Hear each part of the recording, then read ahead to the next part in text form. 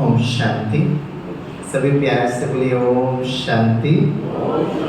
ओम शांति। थोड़ा मुस्कुरा कर बोलिए ओम शांति। वाह जिंदगी वाह की सुंदर यात्रा में आज के इस सुबह के सत्र में मैं आप सभी का बहुत बहुत दिल से हार्दिक स्वागत करता हूँ। Extend a very hearty welcome to all of you. आप में से कुछ परिचित चेहरे भी दिखाई दे रहे हैं, कुछ आज पहली बार भी आए हैं। आप में से कितने भाई बहने हैं जो फर्स्ट डे संडे शाम से लेकर हर दिन आ रहे हैं? वो जरा हाथ उठाएं। अरे वाह, राइट। अपने लिए जोर से तालियां बजाइए। एक्सीलेंट। क्योंकि ये सिर्फ सत्संग नहीं है, दिस इज अ विद्यालय। प्रजापिता ब्रह्मा कुमारी ईश्वरीय विश्वविद्यालय। विद्यालय में पढ़ते हैं और विद्यालय में आपके बच्चे और आपके ग्रैंड चिल्ड्रन भी तो स्कूल में जाते होंगे। टीचर्स को वो स्टूडेंट बहुत अच्छे लगते हैं जिनका 100% अटेंडेंस होता है। उसी तरह इस ईश्वरीय विश्वविद्यालय में परमात्मा जो परम शिक्षक और परम सद्गुरु हैं, उनके आप और हम विद्यार्थी हैं। We are all godly students. परमात्मा एज ए टीचर वो विद्यार्थियों को बहुत पसंद करेगा जो हर दिन आते हैं, जिनका 100% अटेंडेंस है। इनफैक्ट LKG UKG ग्रेजुएशन तो ठीक है, लेकिन PhD, क्योंकि मैं PhD स्टूडेंट्स को पढ़ाता हूँ, तो आज यूनिवर्सिटी में एक नियम है कि जो PhD स्टूडेंट का 100% अटेंडेंस होता है तो उस अटेंडेंस का भी एक मार्क्स होता है। पहले दिन से लेकर आप हर दिन आए, आपका मैं बहुत दिल से धन्यवाद देता हूँ और मुझे पूर्ण विश्वास है अगले 3-4 दिन भी आएंगे। आप में से कितने भाई बहने जो आज पहली बार आए हैं वो जरा हाथ उठाएं। अरे वाह, वेलकम वेलकम बहने, इनके लिए जोर से तालियां बजाइए। आपका बहुत प्यार से स्वागत करते हैं और विश्वास करते हैं कि आप अगले 2-4 दिन अगर आप आएंगे तो हमें बहुत अच्छा लगेगा। ओके, आज का जो टॉपिक है it's a very beautiful topic. It's all about relationship management. आप जो आज नए आए हैं वो आप पूछेंगे कि स्वामी भाई 4-5 दिन हम कर क्या रहे थे, तो बहुत सारे केंद्र बिंदु को हम लोगों ने टच किया था। जैसे हेल्थ को लिया था, मैं फिर से वो रिपीट नहीं करना चाहूँगा।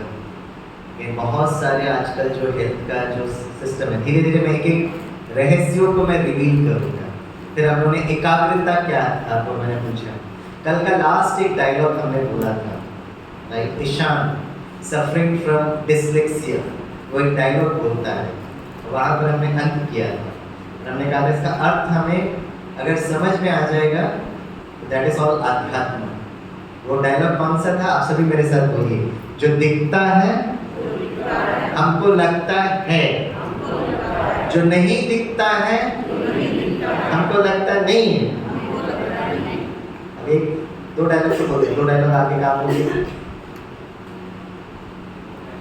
क्या सब घूर के देख रहे हैं? अरे हमने कल बताया। हाँ, बोलिए बोलिए बोलिए बोलिए। लास्ट में क्या कहा? जो दिखता है हमको लगता है, जो नहीं दिखता है हमको लगता नहीं है। आगे क्या बोला तुमने? जो दिखता है वो नहीं होता है, जो नहीं दिखता है। Spirituality is all about metaphysics. क्या दिखता है क्या नहीं दिखता है, ये आज हम लोग रिलेशनशिप में समझने की कोशिश करेंगे। लेकिन रिलेशनशिप इतना सूक्ष्म है, लेकिन कभी कभी जो रिलेशनशिप में जब कॉन्फ्लिक्ट होता है तो स्थूल में भी दिखाई देता है। और मैं आपको एक बहुत सुंदर उदाहरण से बताऊंगा। मैं पहले दिन से ही डिफेंस फोर्सेस की बात कर रहा था। कल हम लोगों ने करीब 8-9 मिनट हम लोग ने आपको वो वीडियो दिखाया कि ब्रह्मा कुमारी ईश्वरीय विश्वविद्यालय पिछले 25 वर्षों में uniform forces, police, military, paramilitary forces को ये राजयोग मेडिटेशन कैसे सिखा रहे हैं।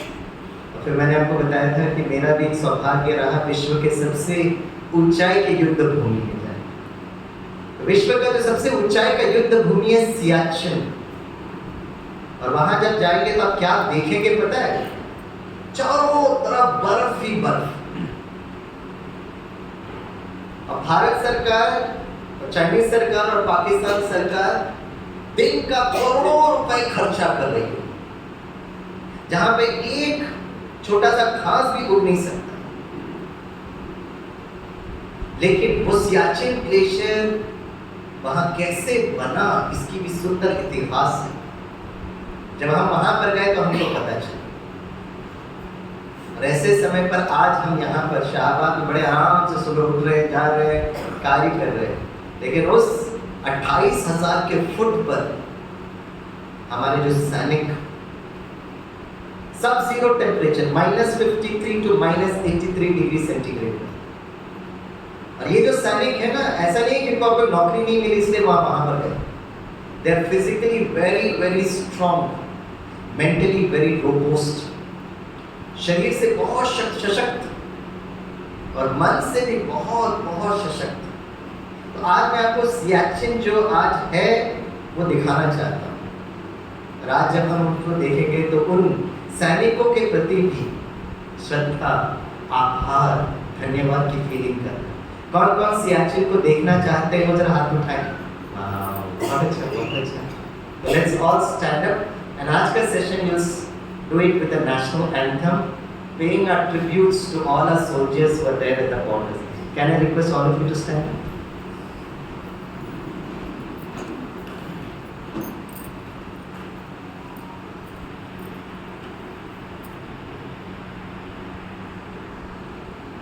We salute the Indians who choose to brave the most difficult battlefield of the world, the Siachen, -53 to -83, 12,000 feet to 28,000 feet up.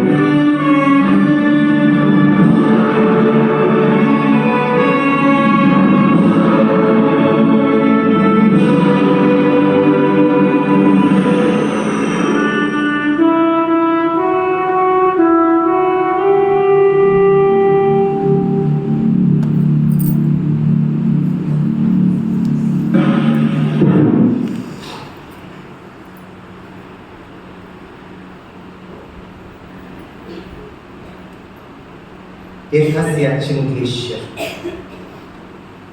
अभी सियाचिन ग्लेशियर जो आज दिख रहा है उसके पीछे का कारण अगर आप देखेंगे बड़ा इंटरेस्टिंग कारण है। तो मैंने उस दिन भी आपको कुछ फोटोज दिखाए थे। ये हम जम्मू से कश्मीर होते हुए सियाचिन जा रहे हैं। This is Siachen battle school, 12,000 foot पर। ये उन सभी सैनिकों से जो हम मिल रहे हैं, हम 18,000 फुट तक है और हमारे सैनिक और जवान 28,000 फुट। यहाँ पे जो सारे रोड्स बने ना, ये रोड्स बनाते हैं भारत की पैरामिलिट्री फोर्सेज जिसका नाम है BRO। BRO का फुल फॉर्म है बॉर्डर रोड ऑर्गेनाइजेशन।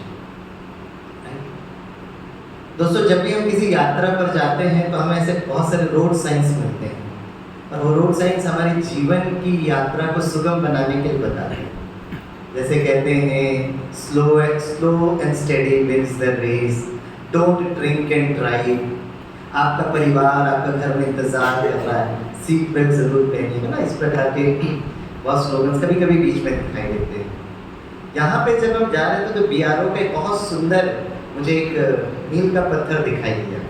अब इंग्लिश में एक बहुत सुंदर कहावत थी, ये लिखा था, आप मेरे साथ रीड कर सकते हैं। सभी बोलिए, डोंट, जोर से बोलिए, don't be a Gama in the land of Lama. इसका हिंदी अनुवाद ये है कि लामा की दुनिया में आप प्लीज गामा मत बनिएगा। हम पहली बार ही पढ़ रहे थे, भाई लामा गामा कौन है? तो जो आगे का जो ड्राइवर जो था उससे मैंने पूछा, लामा गामा कौन है? वो साहब जी हमको इतना नहीं पता है। ठीक है भाई। जो लेह लद्दाख से जब हम आगे पहाड़ी चढ़ रहे थे तो कुछ छोटे छोटे काम थे, तो हम उतरे, उन लोगों से जरा बात करने की कोशिश की, फोटो वोटो खिंचाए, क्योंकि ब्रह्मा कुमारी इसकी एक रिसर्च टीम को भेजा गया था। और रिसर्च टीम भेजने के निमित्त थे उस समय के मेजर जनरल बिपिन रावत, और बाद में भारत के जनरल भी बने। वो थरो जेंटलमैन सोचिए, इतने हाई पोस्ट में थे, बड़े नम्र, बड़े सशक्त, बाद में जनरल भी बने और भारत के पहले right he was integrated force के वो हेड भी बने। तो गांव वालों से पूछे तो लामा गामा का कुछ तो बातें बताई, लेकिन वो इस डायलॉग से वो सिंक्रोनाइज नहीं हो रहा था। तो जब हम सियाचिन बैटल स्कूल में पहुंचे और ऑफिसर्स के सेशन के बाद हमने यहाँ के लोगों से पूछा, भाई लामा गामा कौन है? तो उसमें एक मेजर जो था उसने मुझे बहुत अच्छी कहानी सुनाई, और उन्होंने जो कहानी सुनाई ना वो इस डायलॉग के साथ एकदम मैच हो रहा था। कहानी बड़ी इंटरेस्टिंग कहानी है। उन्होंने कहानी ये बताई कि आज से करीब 2500 वर्ष पहले जो आज हम जो सियाचिन देख रहे हैं ना, एक्चुअली एक बहुत सुंदर फूलों की नगरी थी। It was a beautiful place full of garden and flowers. कैसे पता चलता है? सियाचिन जो शब्द है लद्दाखी भाषा में सियाचिन फ्लावर को कहते, फूल। इतनी सुंदर फूलों की नगरी थी, फूलों की दुनिया। गांव था, बहुत अच्छे लोग थे। उस गांव में एक आश्रम था, और उस आश्रम के जो गुरुजी जो थे उनके 2 शिष्य थे, और उन 2 शिष्यों का नाम क्या था? My God, very intelligent audience. आप सियाचिन गए नहीं, आपको पता चल गया? यस। उस गांव में जो आश्रम था उसके गुरुजी के 2 शिष्य थे, और उनका नाम था लामा और गामा। लामा जो था ना, बस very very positive, very energetic, हमेशा खुशी में, आनंद में, उमंग उत्साह में। और गामा जो था वो हमेशा नाराज होता रहता था। सुबह सुबह संदेश जब गुरुजी का पहुंचा तो लामा बड़े खुश हुए, आज गुरुजी मुझे क्या सिखाएंगे। और गामा हमेशा की तरह सुबह सुबह बुला लिया, क्या बोलने वाले हैं। लामा और गामा जब गुरुजी के सामने पहुंचे तो गुरुजी ने क्या कहा, आज मैं आपको कुछ थ्योरी नहीं सिखाऊंगा, लेकिन आपको कुछ प्रैक्टिकल करना है। गुरुजी बताइए क्या करना है? तो गुरुजी ने लामा और गामा को एक एक टोकरी दिया, और इसमें रंग बिरंगे फूल थे, फ्लावर्स। और गुरुजी ने कहा, आज आपकी सेवा ये है कि आपको गांव में जाना है, गांव वालों से मिलना है, और ये रंग बिरंगे फूल गांव वालों को देना है। बस एक छोटा सा कंडीशन का ध्यान रखेंगे कि आप ये फूल उसी को दे सकते हो जिनके चेहरे में मुस्कुराहट हो। क्या था कंडीशन? हाँ। लामा गामा गए, 1 घंटे में लामा वापस आ गया। अरे गुरुजी व्हाट अ वंडरफुल सेवा, हमने खूब एंजॉय किया। गुरुजी ने कहा that's okay, but where is your friend Gama? तो लामा ने कहा गुरुजी उनके लिए तो इंतजार करना पड़ेगा। दोपहर हो गई, गामा नहीं पहुंचा। सूर्यास्त हो गया तो भी गामा का आता पता नहीं। रात को गामा आए, टायर्ड, फ्रस्ट्रेटेड, एंग्री, एजिटेटेड, इतने गुस्से में, इतने नाराजगी में। उनके हाथ में टोकरी भी था, रंग बिरंगे फूल भी थे। गुरुजी के सामने टोकरी पटक दिया। क्या गुरुजी, कितना कठिन काम देते हो। अरे आज के जमाने में किसी के चेहरे में मुस्कुराहट हो सकता क्या? सच अ टफ चैलेंजिंग टास्क। तो गुरुजी ने कहा वो तो ठीक है, लेकिन लामा ने अपना काम इतना सहज कैसे कर पाए? तो लामा बोला, लामा इधर आइए, आप बताइए आपने अपना काम इतना सहज रीति कैसे कर पाए? तो लामा ने अपना अनुभव सुनाया कि जब वो गांव में जाते थे ना, सबसे पहले वो बहुत खुशी में रहते थे, बहुत खुशी से मुस्कुराते हुए गांव वालों को बुलाते थे, आइए आइए, गुरुजी ने अपने रंग बिरंगे फूल दिए हैं। गांव वाले लामा का खिला हुआ चेहरा देखते थे, उनकी मधुर वाणी सुनते थे, तो गांव वालों के चेहरे में मुस्कुराहट आ जाता था। लामा क्या करता, फटाफट सबके हाथ में फूल पकड़ा देता था। और गामा के साथ क्या हुआ? अगर किसी के चेहरे में थोड़ी बहुत मुस्कुराहट होगी भी तो गामा का चेहरा देखकर डिम, खत्म। बताइए दोस्तों, हमें लामा बनना है या गामा बनना है? कुछ बोलते नहीं, लामा या गामा? थियरी में तो सभी पास हो गए। जीवन में कुछ भी करें ना, उसको बहुत खुशी से, आनंद के साथ करें। जैसे ब्रह्मा कुमारी को बिल्कुल फर्क नहीं पड़ता है कि यहाँ पे कितने लोग बैठे। मैं 30 वर्ष से ब्रह्मा कुमारी विद्यालय में, आज सुबह मैं जूम सेशन कर रहा था, 25 लोग थे, हर दिन जुड़ते। हमारे पास यहाँ राज्यों का शिविर होता, एक भी अगर आएगा तो स्वामी भाई वही शिद्दत के साथ तो 1 घंटा में उसे एक व्यक्ति को दूंगा, right? Because that individual has come, we will respect that individual.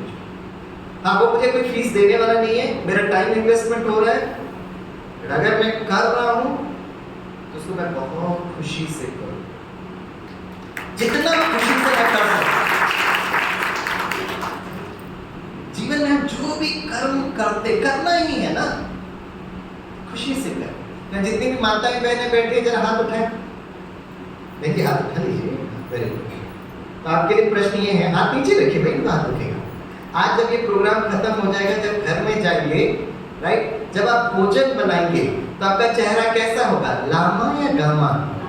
अरे बोलते नहीं बहने, लामा या गामा? अब भोजन बनाएंगे तो खुशी से बनाए, गुस्से से। ये मेरा जीवन है, कैसे होता है कि घर में भोजन बनाते रहो? क्यों?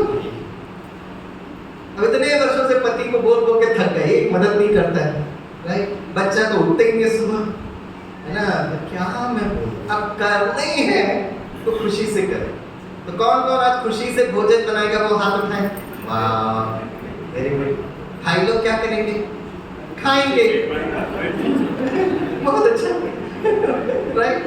तो मैं भाइयों से पूछता हूँ, ठीक है, आज जब आप भोजन करेंगे, कितने लोगों का चेहरा लामा होगा या गामा होगा?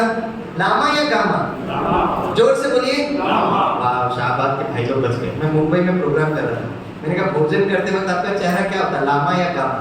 एक भाई खड़े पर कहता, स्वामी भाई वो तो भोजन के टेस्ट के ऊपर डिपेंड करता है, कभी लामा कभी गामा। ब्रह्मा कुमारी विद्यालय में मैंने एक बात बहुत अच्छी सीखी, राइट? मेरी 2 बड़ी लौकिक बहनें हैं, so I am the first boy in my family. तो मेरी मम्मा ने और मेरी दोनों बहनों ने कभी भी 1 गिलास पानी इधर से उधर उठा के रखने का संस्कार नहीं सिखाया। ये लड़का है, पहला लड़का है। जब मैं ब्रह्मा कुमारी विद्यालय में आया तो मुझे ये बताया गया भोजन कैसे बनाना।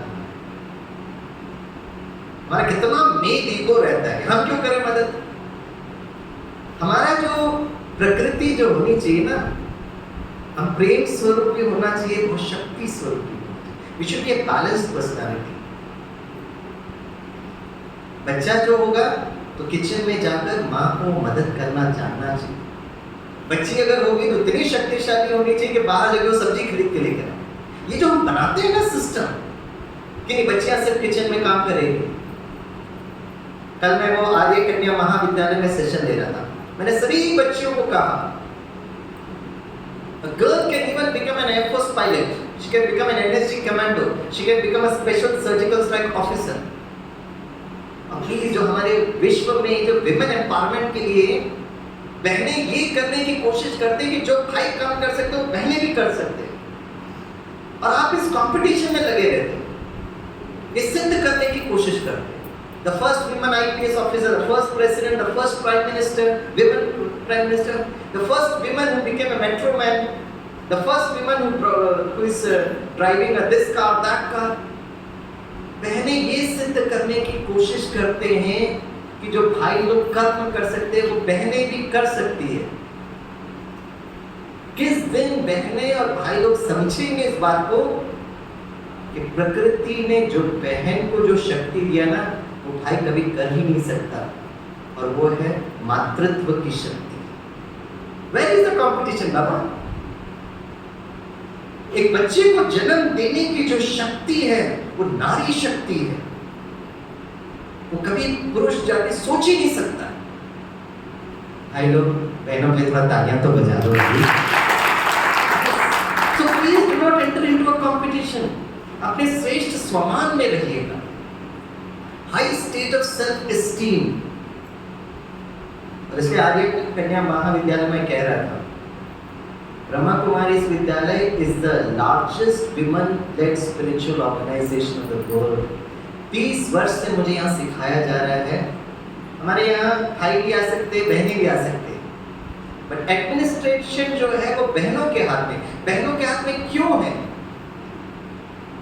क्योंकि घर गृहस्थ को संभालने वाली प्रकृति ने जो इस बहन को शक्ति दी है, वो भाइयों में नहीं है। They are very emotionally strong. Let us accept it with humility. जितनी नम्रता से हम उसको स्वीकार करते हैं, so please we should learn the technique of appreciation. शाम को 7 बजे जब पति ऑफिस से घर वापस आए तो क्या देखा? पत्नी आराम से सोफा सेट में बैठी है, टेलीविजन ऑन है, पॉपकॉर्न खा रही है। पति बड़ा आश्चर्य, क्या हुआ? कुछ नहीं। अरे बताओ क्या हुआ? कुछ नहीं। अब पति पूरा घर का चेक कर रहा है, सारा घर अस्त व्यस्त। फिर पति से मुझे क्या प्रॉब्लम है? कुछ नहीं। अब पति किचन में गए तो सारे रात के बर्तन भी ऐसे पड़े, भोजन भी नहीं बना। तो फिर पति ने आकर पत्नी से पूछा, बाबा बताओ ना क्या प्रॉब्लम है आपको? तो पत्नी ने बहुत सुंदर जवाब दिया, बोला हर दिन शाम को 7 बजे ऑफिस से घर वापस आते हो और आपका एक स्टैंडर्ड डायलॉग होता है और आप डायलॉग बोलते हो, सारे दिन घर में बैठकर आप करते क्या हो? आज मैंने कुछ नहीं किया, I did not do anything today. हमको लगता हम ही सुपर हीरो हैं, बाकी सब साइड एक्टर्स हैं। मैं जब भी मुंबई से केरला में जाता था, मम्मी माता पिता बोलते थे, हमेशा मम्मा का कंप्लेन होता, तेरे पापा कब सुधरेंगे? मैंने कहा क्या हुआ पापा? मैं इतना सांभर इडली चटनी वर्षों से बना के दे दूं, एक बार वो अप्रिशिएट नहीं करते। पापा भी बैठे थे, मैंने कहा पापा क्यों नहीं एक बार अप्रिशिएट कर लेते? अब पापा तो मिलिट्री वाले पापा, क्या संस्कार सिखाया मिलिट्री में? बोला देखो स्वामी, मम्मा को समझ में आना चाहिए टेस्ट है कि नहीं। अगर मैं 2 इडली एक्स्ट्रा खा रहा हूँ, ज्यादा सांभर खा रहा हूँ, मम्मा को समझ में आ जाना चाहिए ये भी कमाल है। बोलेंगे नहीं, लेकिन अप्रिशिएट नहीं कर सकते। मैं बता रहा हूँ आप चाहते क्या? मैंने पापा से, पापा आप बड़े हो भाई, चरण स्पर्श, लेकिन थोड़ा साइकोलॉजी और इमोशनल इंटेलिजेंस में पढ़ाई के आधार पर मैं आपको बता रहा हूँ, स्वीकार करें या नहीं करें आपकी व्यक्तिगत स्वतंत्रता है। मैंने कहा चाहते हर दिन मम्मा टेस्टी सांभर और ये सब बना, आप हर दिन चाहते 2 इडली एक्स्ट्रा टाइम बना, थोड़ा ज्यादा सांभर बना, नेचुरल कॉलेज आएगा। मैंने एक काम करे पापा, हफ्ते 10 दिन में एक बार मम्मा को बोल दीजिएगा कितना सुंदर सांभर बना है। 10 दिन तक आप चिंता मत, फिर 10 दिन में फिर से एक बार बोल दीजिएगा ना। ये बोलने में कितना आपको ग्रिपिंग होता है, किसी को हम अप्रिशिएट कर ही नहीं पाते। पता है हम अप्रिशिएट क्यों नहीं कर पाते? ऐसे नहीं कि भाई लोग नहीं चाहते, हम अप्रिशिएट इसलिए नहीं कर पाते क्योंकि किसी ने शायद हमारा अप्रिसिएशन नहीं किया। चाहे बहन हो या भाई हो, साइकोलॉजी कहता है कि वो बंदा जो हर एक को बड़े प्यार से अप्रिशिएट करता है, इसका साइकोलॉजी ये है कि उसके अंदर अप्रिसिएशन के बहुत फोल्डर्स डाउनलोड हैं। जिस लैपटॉप के अंदर जो फोल्डर है ना वही अपलोड हो सकता है। इसलिए हर व्यक्ति में पुरुष और स्त्री की तो बात ही नहीं करता। मैंने बहुत सारे टीचर्स देखे, बच्चे उस टीचर्स का क्लास इतना पसंद करते। राइट? मैं एक बार छोटे छोटे बच्चों को पूछ रहा था कि आपको सबसे अच्छा सब्जेक्ट कौन सा लगता है? एक बच्चे ने कहा मुझे हिस्ट्री बहुत अच्छा लगता है। मैंने हिस्ट्री तो पता लगाया तो पता है उसको हिस्ट्री क्यों अच्छा लगता है? क्योंकि उसकी हिस्ट्री टीचर बहुत अच्छी है, मुस्कुराते हुए आती है, कभी किसी को नहीं डांटती है, बड़े प्यार से कहानी सुनाती है। तो जब वो घर पर जाता है, जब अपनी किताबें खोलता है ना, जैसे ही हिस्ट्री खोलता है उसके हिस्ट्री टीचर फरिश्ते के रूप में आ जाते हैं मुस्कुराते हुए।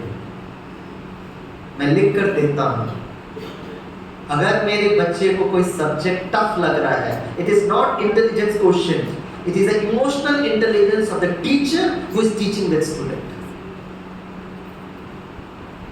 अगर आपके बच्चे को लग रहा है कि उसका मैथमेटिक्स बहुत अच्छा है, टीचर जो उसको मैथमेटिक्स पढ़ा रही है उसका हाई आईक्यू होगा, उसको मैथमेटिक्स का पूरा ग्रिप भी होगा, लेकिन वो टीचर जब पढ़ाती है मुस्कुराते हुए खुशी से पढ़ाती है।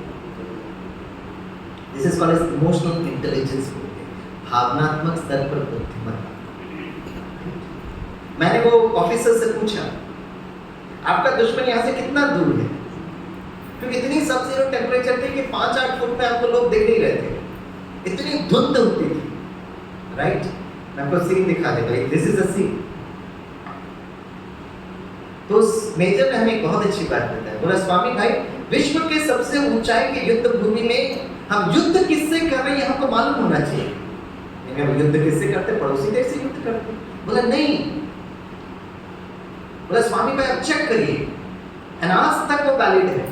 भले जम्मू कश्मीर में फायरिंग हुआ है कल रात को, लेकिन आज भी सियाचिन का एक प्रोटोकॉल है कि विश्व के सबसे ऊंचाई की युद्ध भूमि में आज तक फायरिंग नहीं हुआ है। Never has firing taken place विश्व के सबसे ऊंचाई की युद्ध। कुछ समय पहले फिजिकल कॉम्बैट हुआ था लद्दाख में, भारत और चाइना के बीच में। No firearm was used. हमारे लोग भी शहीद हुए, उनके लोग भी समाप्त हुए। एक दूसरे से फिजिकल कॉम्बैट था, 40 लोग हमने बलिदान दिया, उनके बहुत लोग मारे गए, वो नदी के अंदर धक्का मार के बहुत कुछ आपने देखा, but no firearms was used. विश्व के सबसे ऊंचाई के युद्ध भूमि में युद्ध का प्रोटोकॉल पता क्या है? बड़ा इंटरेस्टिंग है। कभी टाइम मिलेगा तो महाराष्ट्र में आइए, और शायद आपका हरियाणा में ऐसा होता होगा। महाराष्ट्र में जो स्टेट बस स्टैंड होती है ना, जब स्टेट बस आती है तो बहुत लोग एक साथ बस में चढ़ने की कोशिश करते हैं।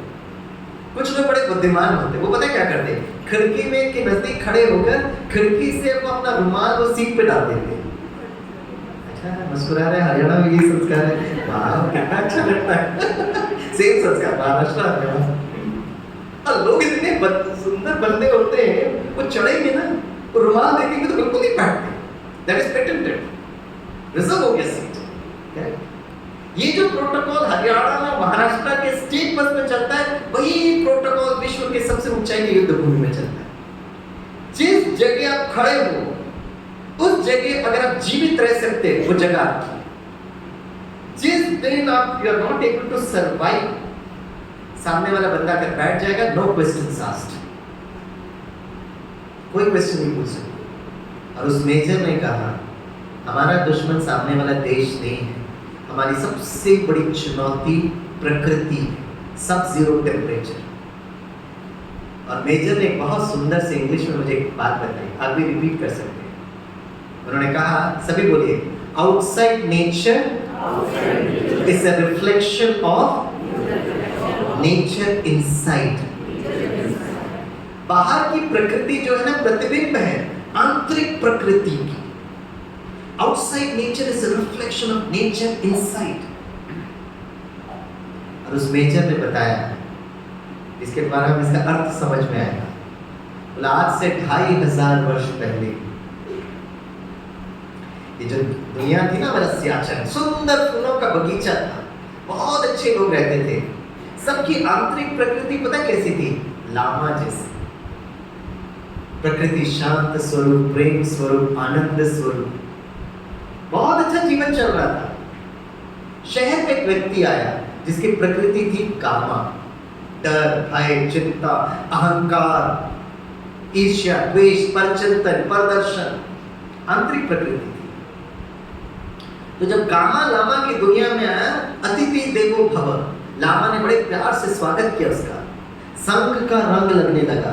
धीरे धीरे लामा लोगों की भी प्रकृति चेंज होने लगी, और इतनी चेंज हुई कि कहते हैं बारिश स्टार्ट हुई। इतनी जोर से बारिश गिरी, इतनी जोर से बारिश गिरी, महीनों तक बारिश गिरता था। जब बारिश थमा, ना गांव था, ना गांव वाले थे, ना वो आश्रम था, ना लोग थे, सारा का सारा वो पहाड़ी बन गया, ग्लेशियर बन गया। जैसे आज भी कोई व्यक्ति वहां पे जाता है तो आपका बहुत प्यार से स्वागत करके कहते हैं आपका स्वागत है, but don't be a comma in the land of Lama, don't be a comma in the land of Lama. आज से 30-40 वर्ष पहले जो लोग थोड़े से सीनियर सिटीजन्स है, हमारी बाहर की प्रकृति कितनी अच्छी थी। मैं ऐसे जगह गया हूं जहां पर एसी तो छोड़ो पंखे की भी जरूरत नहीं होती थी, लेकिन आज हरियाणा का जो टेम्परेचर है इट कुड टच अराउंड -40 तक। केरला जैसे राज्य में इतनी गर्मी पड़ रही है, बाहर की प्रकृति जो कुछ भी हो रहा है वहां की आंतरिक प्रकृति का प्रतिबिंब है, इट्स अ रिफ्लेक्शन। धरती भूकंप करती है तो कहते हैं धरती में इतना गुस्सा क्यों कर रही है, सुबह से शाम तक हमारे आंतरिक प्रकृति की जो गुस्सा है।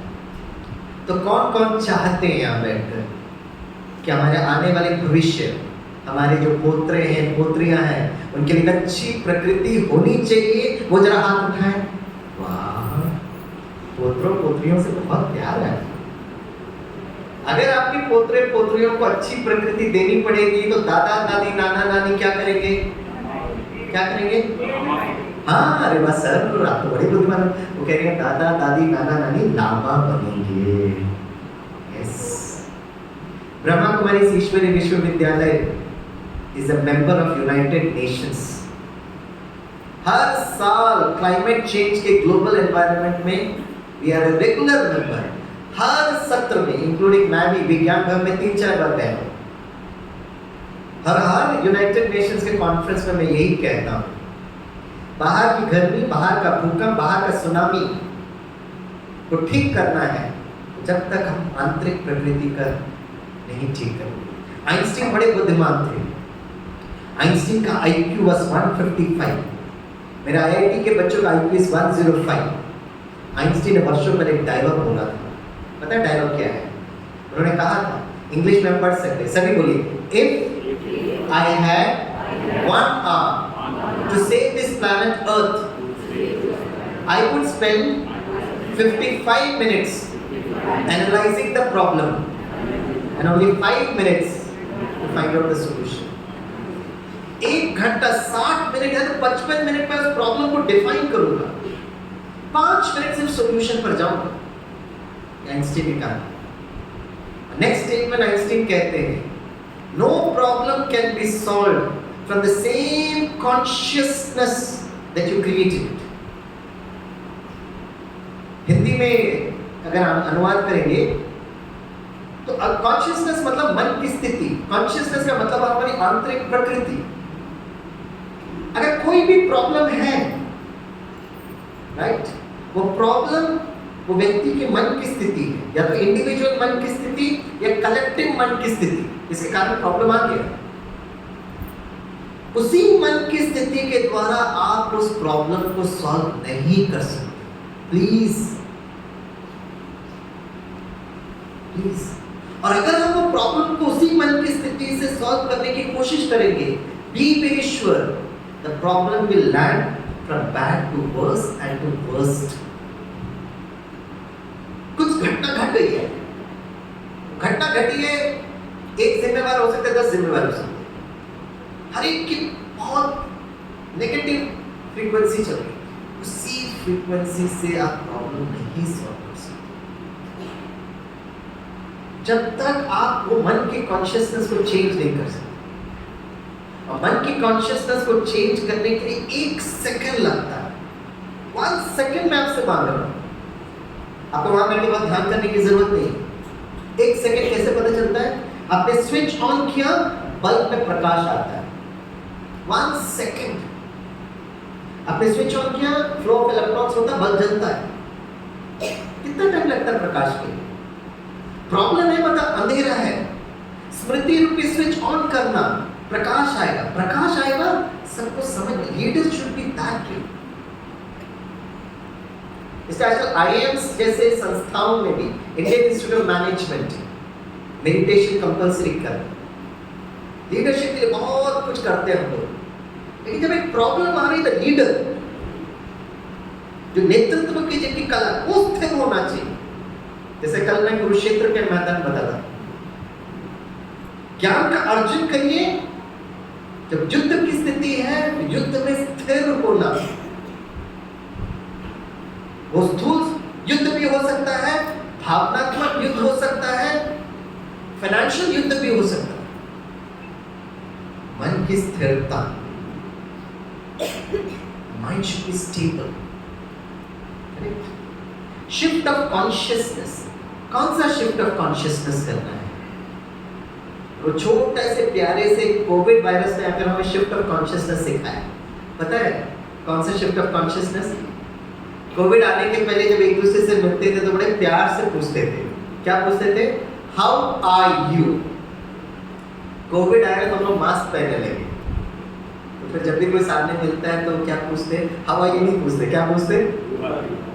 हु आर यू, आप कौन है? राज्यों में हमारे टीचर बचपन में हमको सिखाती थी। सबसे पहली बार स्वामी विवेकानंद जब रामकृष्ण गुरु जी के पास गया तो स्वामी विवेकानंद दरवाजा खटखटाया।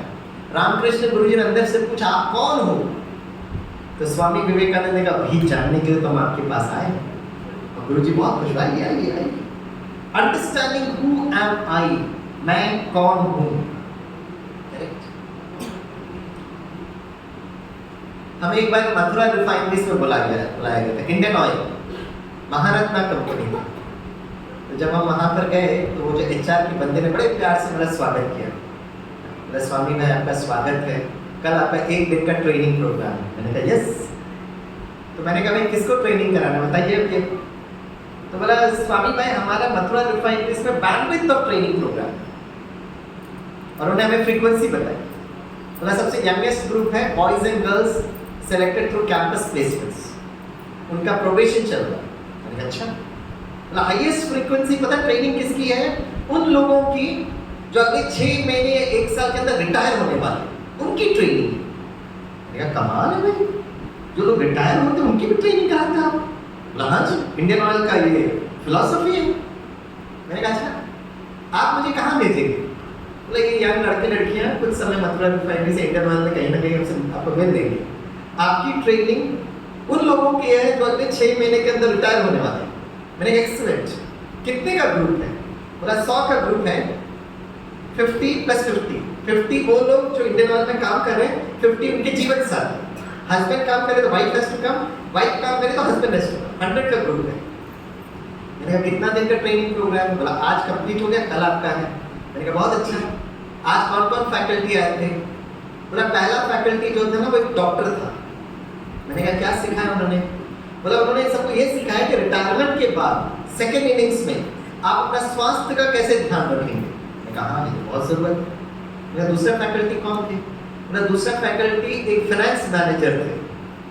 मेरा फाइनेंस मैनेजर ने क्या सिखाया? बोला फाइनेंस मैनेजर ने सबको ये सिखाया कि रिटायरमेंट के बाद जो आपको धन मिलता है वो धन का सही इन्वेस्टमेंट कैसे करें, इधर उधर लगा देंगे तो पैसे गायब हो जाएंगे। मैंने कहा हाँ कितना सोच समझ करके। मैंने तीसरे फैकल्टी कौन थे? मेरा तीसरे फैकल्टी का आगे भी सेशन खत्म। मैंने कहा वो कौन थे? बोला वो एडवोकेट कम लॉयर थे। डॉक्टर समझ में आया, फाइनेंस मैनेजर या एडवोकेट कम लॉयर, क्या सिखाया? बोला वो अभी आप ये सबको सिखा रहे थे कि अपना वसीयत कैसे लिखते हैं, विल पेपर कैसे लिखते हैं। क्योंकि बिना लिखे चले गए फिर बच्चे टिशुम करेंगे। मैंने कहा वाह कितना सोच समझ कर ट्रेनिंग प्रोग्राम रखा है। मैंने कहा फिर मेरा क्या टॉपिक है, मुझे क्या ट्रेनिंग लेना है? तो एचआर का बंदा था, बड़ा सरकास्टिकली लुक्ड एट मी। स्वामी भाई आप लोग क्या सिखा सकते हो? जिन लोगों से आप कल मिलोगे ना एकदम टॉप लेवल पोस्ट के लोग हैं, हजारों करोड़ के प्रोजेक्ट उन्होंने मैनेज किया, हजारों लोग उनके नीचे थे, आप क्या ट्रेनिंग देंगे उनको? मैंने हेलो सर जी आपने मुझे बुलाया, बताइए किस पर ट्रेनिंग दे रहे हो? बोला हाँ आपके लिए टॉपिक है shift of consciousness from how are you to who are you. मैं कहा हाँ ये टॉपिक बहुत अच्छा है। तो दूसरे दिन हम गए, 100 लोग बैठे थे, हमने आइंस्टीन को दिखा के लिए फोटो लगा दिया। बड़े प्यार से मैंने पूछा बताइए आप कौन हैं? Who are you? कोई जवाब ही नहीं, सारे लोग घूर के देख रहे थे। मैंने कहा भाई ये आपका टॉपिक है, with lots of respect, I'm asking you, who are you? No जवाब। तो जो HR का जो बंदा था ना, he became a very good friend और वो भी पार्टिसिपेंट था, राइट? तो मैंने कहा सर जी कोई जवाब नहीं दे रहा, आप ही खड़े हो जाइए, खड़े हुए। मैंने कहा बड़े रिस्पेक्टफुल में पूछा आप कौन हैं? तो खड़े होकर कहा स्वामी भाई आई am the vice president HR। मैं कहा नहीं सर वो आपका पोस्ट है, आप कौन हो? आई am the vice president HR। मैं कहा सर आपका डेजिग्नेशन है, आप कौन हो? आई am the vice president HR। कुर्सी नहीं छोड़ रहे। मैं कहा कब रिटायर होने वाले? 6 महीने के बाद। मैंने कहा 6 महीने के बाद क्या बनोगे? सोचर का 6 महीने के बाद रिटायर्ड वाइस प्रेसिडेंट HR। तो मैंने मथुरा रिफाइनरीज के दोस्तों को कहा अगर आपको लगता है कि मथुरा रिफाइनरीज को मैनेज करके आपको तनाव हो रहा है और अगर आपको लगता है रिटायरमेंट के बाद आप रेस्ट, रिलैक्सेशन, रिजुवेनेशन करेंगे, आप तनाव पता कब अनुभव करेंगे? The first day of retirement. मैंने कहा थोड़ा सा एक्सट्रापोलेट करिएगा। रिटायरमेंट होने के जैसे ही दूसरा दिन सूर्योदय होगा, आप खर्राटे मार के सो रहे हो, पत्नी अगर आपको बुलाएगी हाँ उठो उठो उठो, अब एक आंख खोल के देखते हो भगवान क्यों उठा, अरे ऑफिस नहीं जाना क्या? फिर आप भूल गए क्या? कल मैं रिटायर होकर आया हूँ, आज ऑफिस नहीं जाना? बोले नहीं। अब जैसे ही बोलेंगे पत्नी पूछेगी सारा दिन क्या करोगे यहाँ पर? अब पत्नी को टेंशन हो रहा है, किस बात का tension? Effective utilization of this resources का। मैं क्या करूँ पूरा दिन? और पत्नी कहते हैं अच्छा काम करो, आप जल्दी से उठो, पोतरे को स्कूल छोड़ कर आओ, आते वक्त थोड़ा सब्जी खरीदना, आने के बाद मैं आपको नेक्स्ट काम बता दूं, जाओ। एक दादा या नाना को अपने पोतरे के कोमल हाथ पकड़ते हुए उसको स्कूल का बैग कंधा में लेके जाना आनंद की अवस्था है।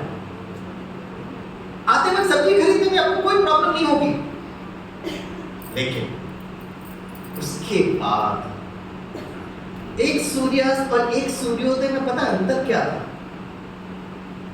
अंतर ये था कि एक दिन पहले आपका मन इतना व्यस्त इतना व्यस्त इतना व्यस्त कि आपको श्वास लेने का टाइम नहीं था, और एक सूर्यास्त और एक सूर्योदय को अचानक मन वैक्यूम। अब मन का करे तो करे क्या? कितना समय टीवी डिबेट देखेंगे, कितना समय न्यूज देखेंगे, कितना समय यूट्यूब देखेंगे? यंगस्टर्स के लिए सब ठीक है, शरीर की प्रकृति के हिसाब से जब आप वृद्धावस्था में जाओगे ना तो उसका आपको इंटरेस्ट कम होने लगेगा, भले हम मन लगाने की कोशिश करते हैं उसमें, राइट? ये जो अवस्था है, ये how are you to who are you में अगर आप कॉन्शियसनेस शिफ्ट नहीं हुआ। एक बार एक बैंक के रिटायर्ड मैनेजर, रिटायरमेंट के बाद उनको बैंक में कुछ काम था, बस लंबी लाइन थी, तो लाइन में खड़े थे, धीरे धीरे लाइन आगे बढ़ने लगी। अब जो काउंटर के ऑफिसर जो थे ना वो नए थे, इसलिए उस लाइन में उसने पूर्व जीएम को पहचान नहीं पाया, लेकिन उस ऑफिस में कुछ लोग थे जो पुराने थे, तो उन्होंने पूर्व जीएम को पहचान लिया। सर सर सर आप लाइन में क्यों खड़े हो? सर आप अंदर आइए। बड़े आदर पूर्वक उनको अंदर लेकर आए। They offered him a chair, a glass of water, a cup of T. बोला सर इस बैंक से आप जनरल मैनेजर के हैसियत से रिटायर हुए सर, आपका अधिकार था, आप आ जाते थे। उस काउंटर के ऑफिसर को जब पता चला कि पूर्व जीएम थे और मैं आपको आइडेंटिफाई नहीं कर पाया, तो वो भी चेयर के नजदीक आए। बोला सर हम माफी चाहते हैं, न्यूली अपॉइंटेड हियर, मैं आपको पहचान नहीं पाया, but you could have revealed your identity, आप बता सकते थे ना पूर्व जीएम को। जीएम साहब मुस्कुराते हुए कहते नहीं बच्चे मैं अपनी तैयारी कर रहा हूँ। सर किस बात की तैयारी? जीएम पता क्या कहता है? अभी इस ऑफिस में कुछ लोग हैं जो मुझे पहचान पा रहे हैं, कुछ समय के बाद ये भी रिटायर हो जाएंगे, फिर तो मुझे लाइन में खड़ा होना पड़ेगा ना। और उस पूर्व जीएम ने उस यंग ऑफिसर को जीवन की एक बहुत अच्छी बात बताई। बोला माय डियर बॉय, बहुत वर्ष मैंने बैंक में काम किया, इतने ट्रेनिंग प्रोग्राम अटेंड किए, इतना ट्रेनिंग प्रोग्राम तो मैंने खुद कराया, लेकिन रिटायरमेंट के पहले दिन में मुझे जीवन की एक सत्य अवस्था समझ में। उस ऑफिसर ने कहा sir please share your words of wisdom to me. पता है उस पूर्व जीएम ने कहा, बोला शतरंज के गेम में राजा का और प्यादा का अपने जगह होता है। In a game of chess the king and the pawn has its place, लेकिन जिस दिन गेम खत्म होता है राजा और प्यादा एक साथ डिब्बे के अंदर, एक साथ डिब्बे के अंदर। आइंस्टीन जो कहते हैं ना, a shift of consciousness from role consciousness to real consciousness। Role play कर रहे हैं हम लोग, वो रोल शाश्वत नहीं है, रियल कॉन्शियसनेस में आना जरूरी है। और मैं ये आज किसी और की कहानी नहीं बता रहा, मैं अपने पापा की कहानी सुना। मेरे पापा भी डिफेंस में थे। जब भी पापा से कहते थे पापा थोड़ा मेडिटेशन के लिए वक्त दो, नहीं इसकी कोई जरूरत नहीं है। बेटा बोलता है तो पापा का अपना ईगो रहता है, कहाँ सुनेंगे वो भाई, नहीं इसकी कोई जरूरत नहीं है, ये सब टाइम पास वाला काम है, ठीक है। रिटायर हुए तो भारत सरकार ने उनको बहुत धन दिया। केरला में अच्छी जगह नदी के किनारे पापा ने बंगलो बनाया, बहुत सुंदर बंगलो, राइट। 4 बच्चे, चारों अच्छे से पढ़े लिखे, चारों दिशाओं पर। अब पापा ने महसूस किया, देखा स्वामी अब मैं आराम से रेस्ट करूंगा, रिलैक्स करूंगा। कुछ सालों के बाद मम्मा गुजर गई, अकेले। साइकोलॉजी के हिसाब से loneliness is one of the major problem. अकेला था। कोविड भाई 2 साल चला, 1.5 से 2 साल। अगर आप उसको साइकोलॉजी की तरफ से देखोगे, मृत्यु का मेजर कारण बस डर और अकेलापन, जो क्वारंटाइन कर देते, सबसे बड़ा डर। मैं किसी सिस्टम का मैं क्रिटिसिज्म नहीं कर रहा, लेकिन क्योंकि मैंने मेरी जो पढ़ाई और मेरा जो स्टडी, मेरा आज भी जो रिसर्च चलता है, it's emotional and quantum intelligence. Quantum is energy, emotion means भावना है। अरे पुराने जमाने में अगर कोई बीमार पड़ता था, पूरे गाँव वाले आके बैठते थे। अब जब लोग से बात करेंगे, मिलेंगे, वो वैसे आधा ठीक हो जाते हैं। लोग कहते कैसे हो भाई, क्या हो, कैसे हो। अपनों को जब देखते हैं ना तो ब्रेन को रिलीज हैप्पी हार्मोन। अब ये अकेला बंद कर दिया उसको, किसी से मिलना नहीं, जुड़ना नहीं। कोविड नहीं भी होगा तो वो मृत्यु के नजदीक जा रहा है। उस समय शायद सिस्टम को और कोई मंजूर नहीं था, लेकिन एक पार्ट उन्होंने हमको पढ़ा के। आज भी अगर घर में कोविड नहीं है, क्वारंटाइन नहीं है, लेकिन मैक्सिमम लोग मैं देखता हूँ, उनके चेहरे से और उनके बातचीत से पता चलता है अकेलापन। इसलिए मैं बार बार डिफेंस फोर्सेस को दिखाता, आप और हम सिविलियन से इसलिए बच गए। नेशनल एनसीआरबी का रिपोर्ट कहता है, नेशनल क्राइम रिकॉर्ड ब्यूरो कहता है, खास करके पुलिस ऑफिसर्स के लिए, कि मैक्सिमम लोगों की death in the first 3 years of retirement होता है। क्यों? वो पुलिस ऑफिसर यूनिफॉर्म पहन कर उसको लगता है मैं ही इतना शक्तिशाली, जहां पर भी जाता है वो पावर उसको नजर आता है। जिस दिन वो रिटायर हो गए और वो यूनिफॉर्म खूंटी पे लगाता है, ना सायरन बजता है, ना सलूट मिलता है, और वो जब घर के अंदर जाता है वो इतना खालीपन महसूस होता है। उस दिन उसको समझ में आता है जिसको मैं बहुत शक्तिशाली महसूस कर रहा था, एक्चुअली वो रियलिटी नहीं है।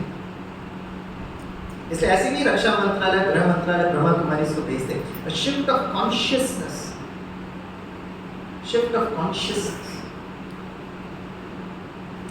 रोल प्ले करना है, रोल के हिसाब से डायलॉग डिलीवरी करना है, लेकिन रियल कॉन्शियसनेस क्या है, राइट?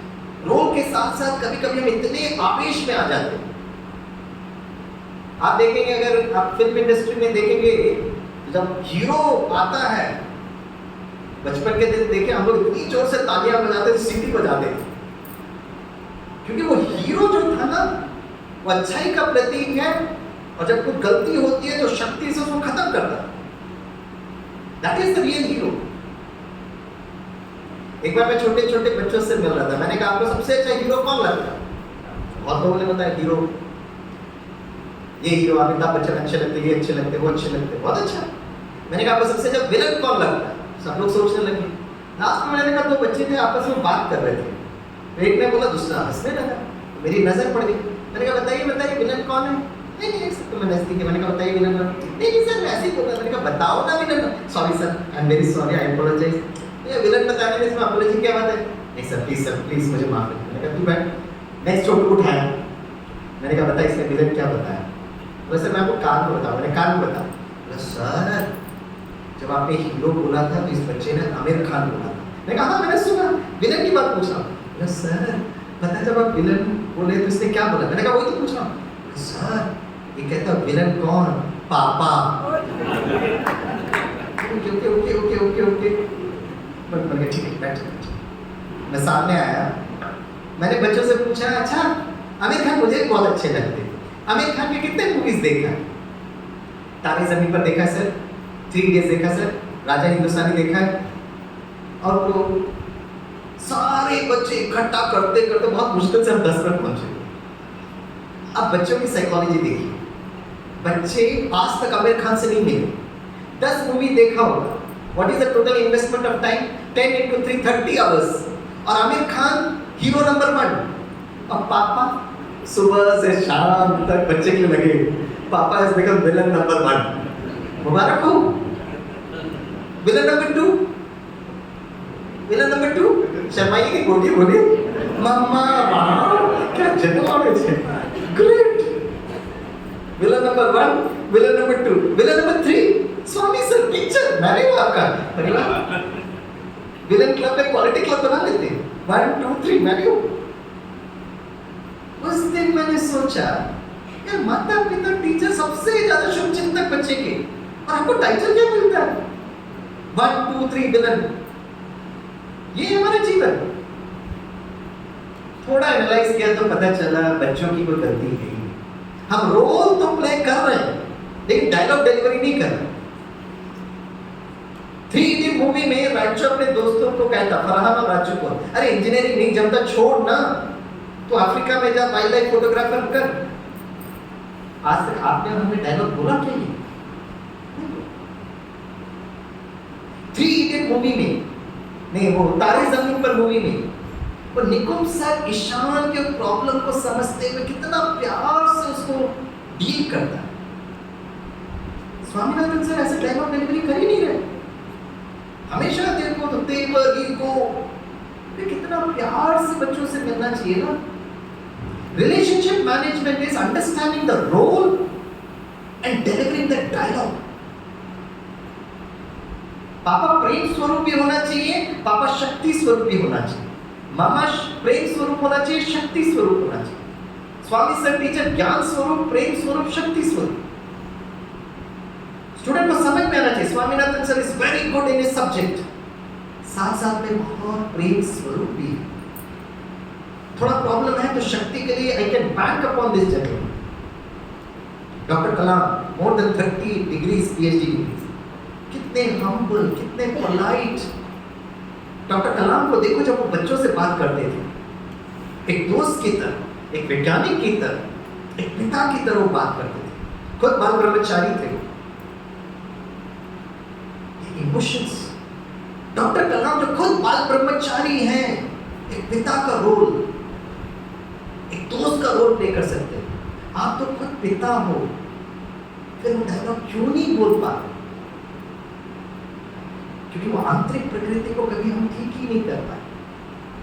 आज से 30 वर्ष पहले जब मैं इस विद्यालय में आया, मुझे अपनी रियल आइडेंटिटी समझ में आई कि मैं हूँ कौन, who am I, most important, right?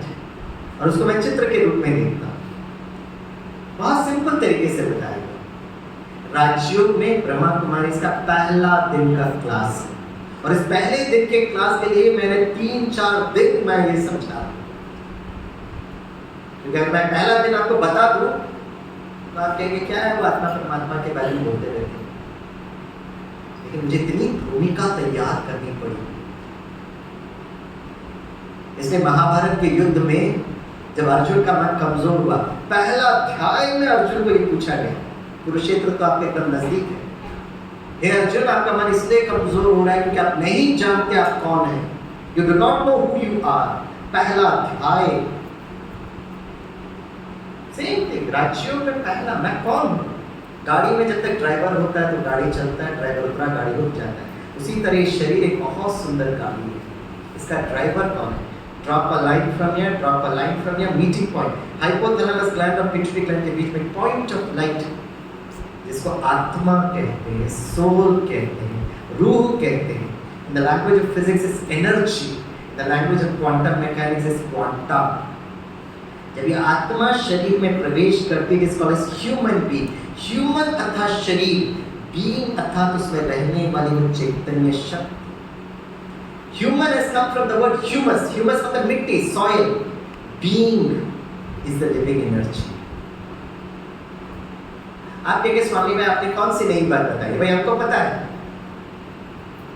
Please my dear sweet friends, एक होता है नॉलेज, दूसरा होता है अप्लाइड नॉलेज। जैसे physics, applied physics, chemistry, applied chemistry, mathematics, applied math, application. मैं आत्मा हूं, भारत के हर बच्चे को पता है, कोई नई बात हम भी नहीं बता। लेकिन इस आत्मा का ज्ञान समझकर अगर मेरा रोल कॉन्शियस से रियल कॉन्शियस नहीं आ रहा है, तो मतलब हमने उस ज्ञान को नहीं समझा। Information should turn into wisdom. Information है, हम सबके पास है, हमें इंफॉर्मेशन की कोई कमी ही नहीं है इस संसार। कहीं ना कहीं इंफॉर्मेशन उस विजडम में आना चाहिए, मतलब अप्लाइड नॉलेज। इसे कहना there goes a wise old man. वो ओल्ड सिर्फ इसलिए ओल्ड है, इसलिए वाइज नहीं है, वाइज है इसलिए वो बहुत श्रेष्ठ वरिष्ठ नागरिक बने, सीनियर सिटीजन बने, अनुभव का खान रखे। उसी तरह स्पिरिचुअलिटी, अप्लाइड स्पिरिचुअलिटी। और पता है ज्ञान होना क्यों जरूरत है? सबसे बड़ा जो डर है, डॉक्टर्स उसको परसेंटेज 100 आउट ऑफ 100, और वो है द फियर ऑफ डेथ, मृत्यु का भय, सबसे बड़ा डर।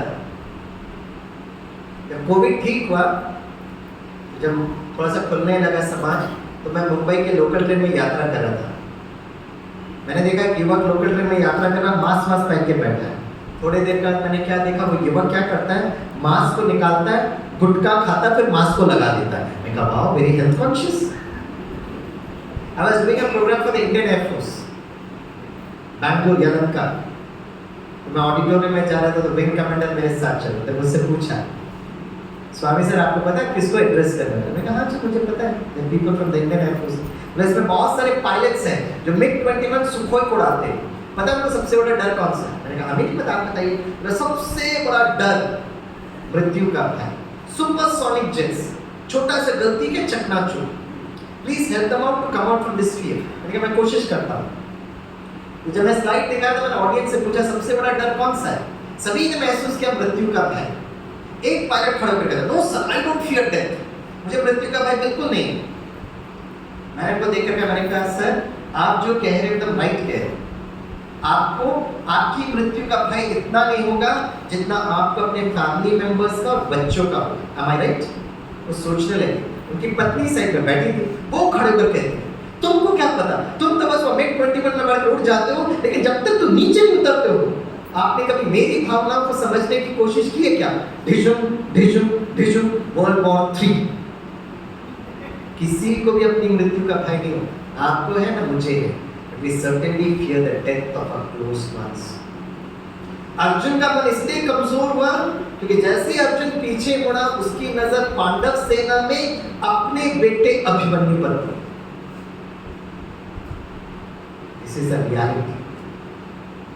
तो महाभारत का युद्ध या आज का दिन, जिससे आज एक काम करना, आज ये प्रोग्राम जब खत्म हो जाएगा ना, जैसे आप घर जाएंगे, आपके बच्चे, आपके पोतरे पोतरे आपका खिला हुआ चेहरा देखकर पूछेंगे मामा आज आपका चेहरा इतना खिला हुआ कैसे है, एकदम लामा जैसे। तो बोला वहाँ पे ट्रेनिंग प्रोग्राम था ना बच्चे, वहाँ जाकर हमें समझ में आया मैं कौन हूँ।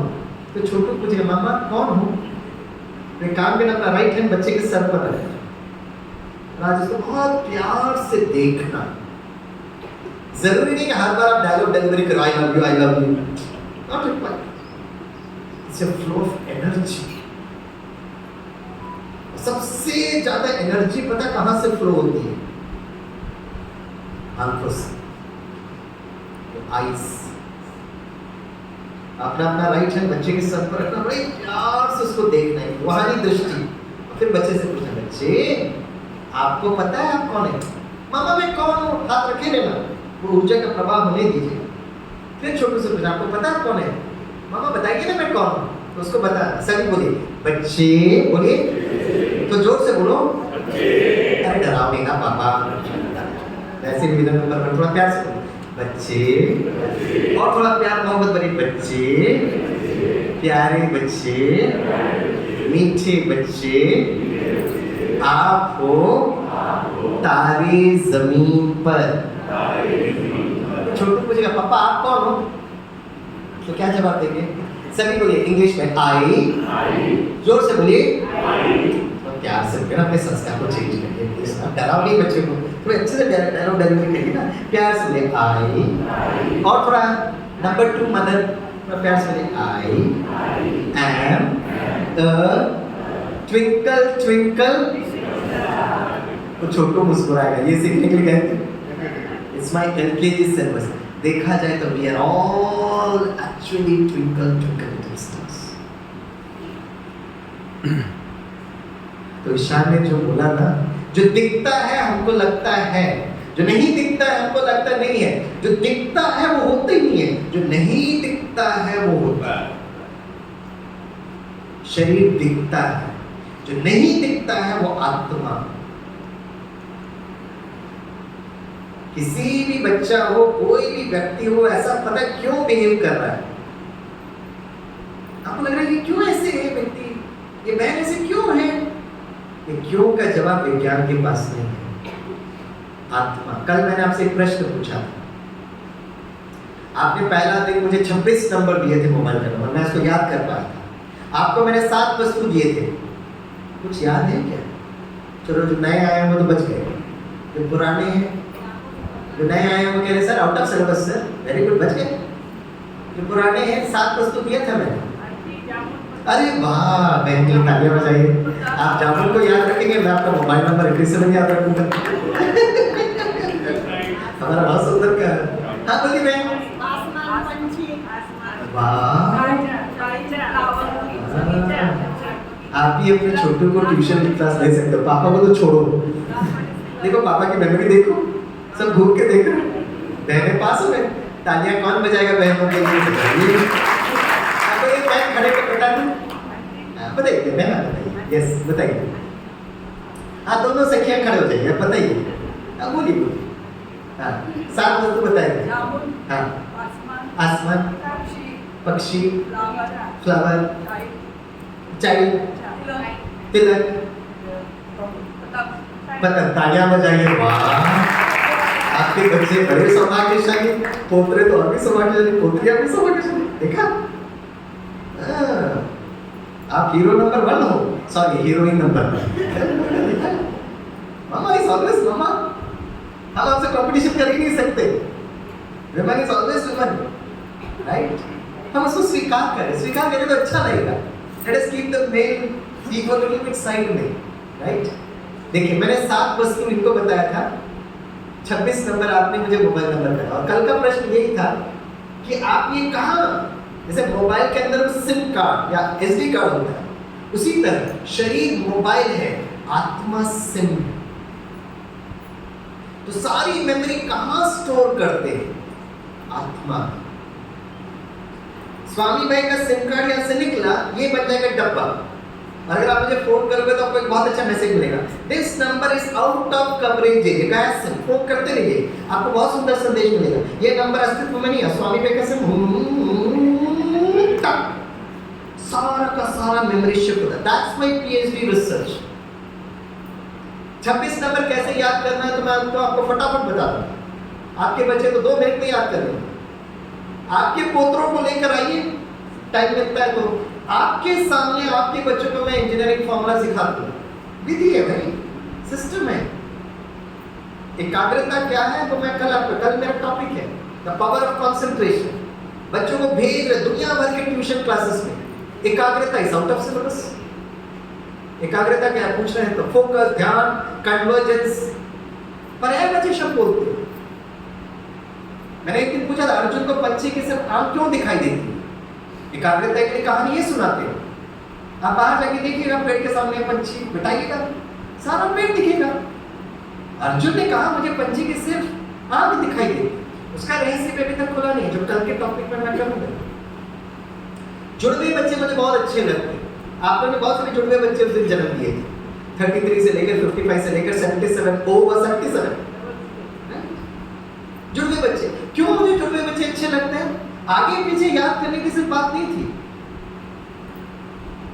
जब मैं अपना पीएचडी कर रहा था तो निम्हांस Bangalore, national institute of mental health and neurosurgery Bangalore में जुड़वे बच्चों पर काम किया। मामा को समझ में नहीं आता इसमें सीता कौन है गीता कौन है, सेम रंग रूप स्वरूप। एक ही सिचुएशन अगर आएगा, both Sita and Gita will behave exactly different. Same DNA, same biogenetics, तो अलग तरीके से बिहेव करना है। ये समझने के लिए कोई पीएचडी करने की जरूरत नहीं है। शाहबाद में, कुरुक्षेत्र में अगर कोई मारुति शोरूम है तो वहां जाइए, same Maruti Alto, it depends upon the driver who is running the vehicle. ऐसे आप देखो, छोटा बच्चा जन्म लेते ही साथ आप उसको देखो, बड़ा मुस्कुराएगा, फिर अचानक गंभीर हो जाता है। वो पिछली स्मृतियों को लेकर आता है। उसको इवेंट याद नहीं आती क्योंकि नया इवेंट ओवरलैप हो जाता है, लेकिन हम पूरे भावनाओं को लेकर आते हैं। We carry forward our memories. और अगर आप लोगों को लगता है ये आध्यात्म में बोल रहा हूँ, तो जब मैं एमएससी साइकोलॉजी पढ़ रहा था तो हमको किताब दी गई थी, and I did my MSc psychology from Tamil Nadu university. आप वो किताब पढ़िएगा। वो किताब का नाम है many lives many masters, written by doctor Brian Weiss. कि we carry forward the memories. सिर्फ स्पिरिचुअलिटी नहीं, science is coming very close to spirituality. हर दिन सुबह उठना, राइट, दर्पण में देखना। इसलिए लास्ट अब आज से धीरे से आपको मेडिटेशन की तरफ लेकर जाएंगे। सभी थोड़ा सीधे बैठे, राइट। और कल सुबह जब आप उठेंगे, आपको आना है नहीं आना है आपकी स्वतंत्रता है, इट्स योर चॉइस, राइट। लेकिन अगर आप हर दिन आएंगे, जैसे बहुत लोग हर दिन आ रहे हैं, लेकिन अगर आपके पास टाइम नहीं है, आपकी कुछ व्यस्तता हो सकता है, लेकिन एटलीस्ट यहाँ पर आए हैं ना, तो मेडिटेशन समझ कर जाए। तो कल जब भी आप सुबह उठेंगे ना, अपने सत्य स्वरूप को देखिए। जैसे कल हमने बताया, शरीर मोबाइल है, आत्मा सिम। शरीर इस मोबाइल घूमता फिरता रहता है, आत्मा इज अ सिम, ठीक है। अब मैं आपको 2-3 बताता हूँ, आप बस उसको महसूस करते रहें। सुबह उठते ही साथ ये करना जरूरी है। अगर आपको लगता है ये कोई ज़्यादा ज़रूरत नहीं है, ठीक है, कल मत करिएगा। लेकिन ये जीवन की सत्यता है कि एक दिन हमको लेटना पड़ेगा। उस समय एटलीस्ट ये याद रखें कि मैं शरीर से अलग हूँ, मैं शरीर नहीं हूँ, मैं शरीर से अलग हूँ। और जितना आप उस स्मृति में रहेंगे, उतना सहज आत्मा शरीर छोड़कर जा सकती। तो जीवन के एग्जाम्स में it's a last minute of your life. कोई व्यक्ति सफल है या नहीं कैसे पता चलता है? How do you know a person is successful और नॉट? दूसरे लोग हमें सर्टिफिकेट देते हैं, आप सफल हो क्योंकि आप ये किए हो, ये किए हो। लेकिन एक व्यक्ति सफल है या नहीं पता कब पता चलता है? Last minute of your life, जब हम लेटे रहते हैं, जब लेटकर अपने जीवन को देखकर अगर हमने कह दिया वाह जिंदगी वाह, मतलब मैं सफल हूँ। दूसरे लोग मेरे लिए नहीं कहे, लेकिन मैं वो श्रेष्ठ स्वमान हूँ। इसलिए ये आत्मा का ज्ञान, आत्मा का परिचय होना बहुत जरूरी है। और कल जब आप आएंगे, मैं आपको एकाग्रता तो सिखाऊंगा, I will also let you know about quantum mechanics. छोटे से बच्चे जन्म लेते साथ 2 महीने का बच्चा suffering from last stage of blood cancer, why हम कल समझे, राइट।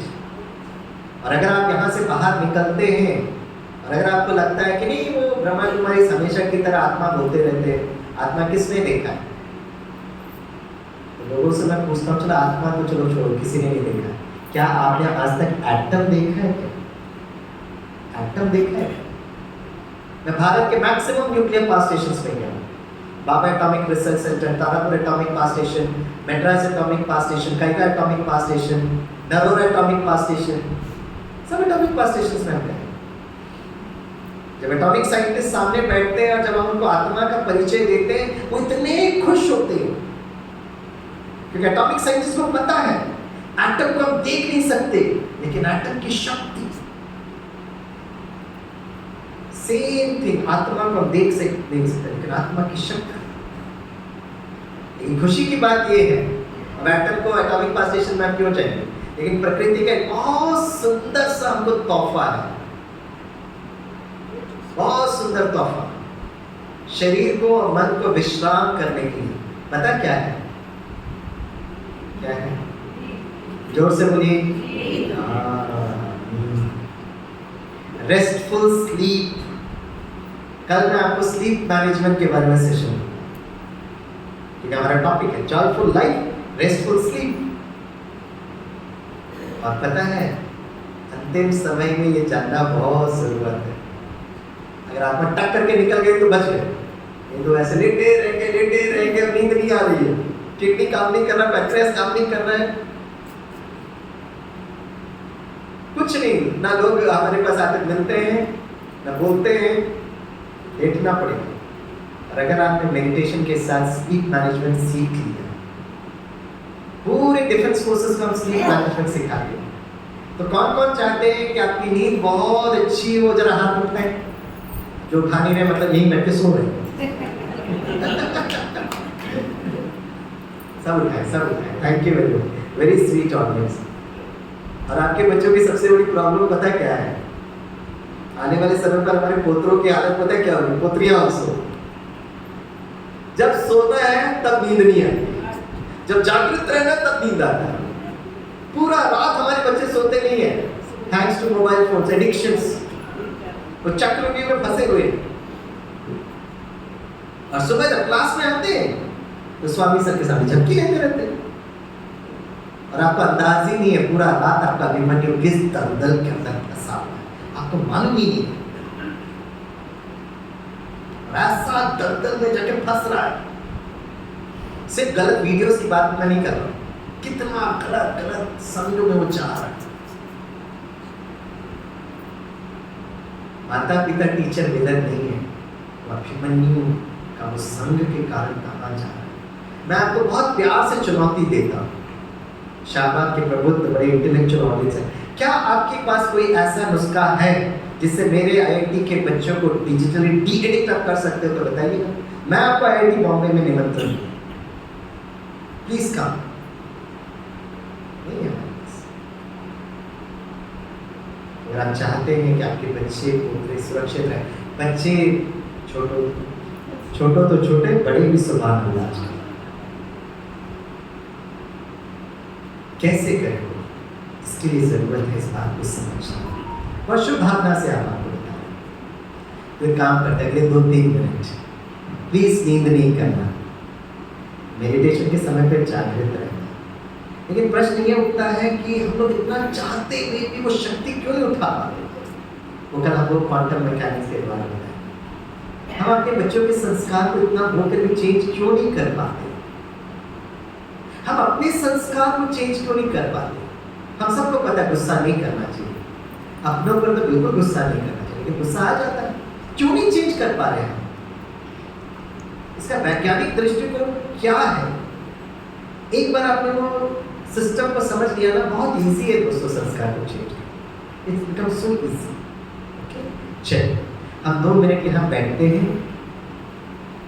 अपने सत्य स्वरूप को समझना।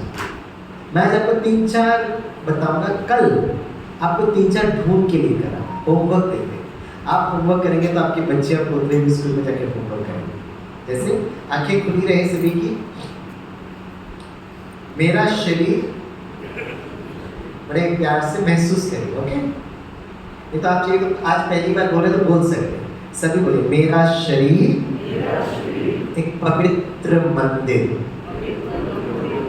और मैं आत्मा इस पवित्र मंदिर में चैतन्य मूर्ति।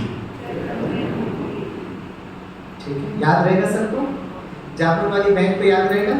कल जरूर कर। दूसरा बोलिए, मेरा शरीर मिट्टी का दिया, मैं आत्मा चैतन्य दीपक। दूसरा याद रहेगा। तीसरा, मेरा शरीर एक डिब्बी की तरह, मैं आत्मा।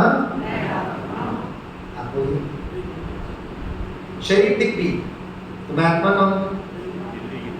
हाँ जी, मैं आत्मा बिल्ली की तरह। अच्छा, वेरी गुड सर। शरीर डिब्बी और मैं आत्मा कौन हूँ? बुद्धिमान नंबर 1 बहने बोले, भाइयों को तो छोड़ दो, बुद्धिमान नंबर 1 बहने। शरीर डिब्बी, आत्मा कौन होगी? हाँ, चैतन्य। चैतन्य कौन? अरे मैं बहनों से इसलिए पूछा क्योंकि आप में ज्यादा टेंशन इसलिए ज्यादा है, भाई भी बुद्धिमान होते हैं। डिब्बी के अंदर क्या रखते बहने? क्या रखती है?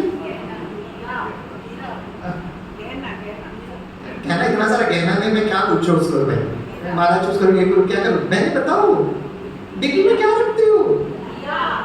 क्या दिया? अरे भाई बहने भाइयों के पास आना पड़ेगा। डिब्बी में क्या रखते हो? हाँ बोला किसी ने? हाँ सॉरी, मुझे सुनाई दे रहा। शरीर एक डिब्बी की तरह, मैं आत्मा चैतन्य हीरा। ज्यादा महंगा तो नहीं, हीरा है आपका गहना, डायमंड का। सिंपल 1 सेकंड की स्मृति, आत्मा पावर स्टेशन। 3 मैंने बताया, 3 कल आपको रिवाइज करना, आते ही साथ मैं पूछूंगा। और कल हमारी नीति दीदी आकर जोर से तालियां बजाकर स्वागत करें। 7:30 होते साथ उसको ऐसा लगता है कि मैं सबका सम्मान करूं और एकदम टाइम पर पहुंच जाए। और आपका भी चेहरा रूहानी गुलाब की तरह खिल उठता है। सम्मान सबको चाहिए भाई, और आप उसके हकदार हो। मैंने आपको बस बता रहा क्लास वर्क एंड होमवर्क, ध्यान से सुनना, राइट? आज आपको सारे दिन में 3 बातें रिवाइज करना है। शरीर मंदिर, शरीर मिट्टी का बना हुआ दिया, शरीर डिब्बा। आत्मा जो है चैतन्य मूर्ति, आत्मा चैतन्य दीपक, आत्मा जो है चैतन्य हीरा। 3 मैंने बताया। और आप ये शरीर और आत्मा का जितना एनालिटिकल ढूंढ के लिए कह सकते हैं। दीदी मैं आपसे परमिशन लेकर ये अनाउंस करना चाहूंगा कि जो कल सुबह जैसे ही मुझे 7:10 तक माइक मिलता है, जितना आप इसी प्रकार का बोलेंगे,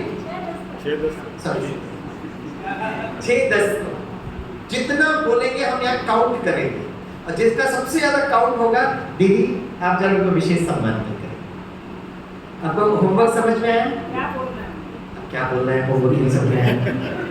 जैसे आप, मैं बता रहा हूँ ना, शरीर मंदिर, शरीर दिया, शरीर जो है डिब्बा, ऐसे अलग ढूंढना है। आपको ढूंढो। अब होमवर्क भी प्रोफेसर करके देगा तो स्टूडेंट क्या करेंगे? मुस्कुराएंगे, आएंगे। जैसे मैं एक और एग्जांपल देता हूं।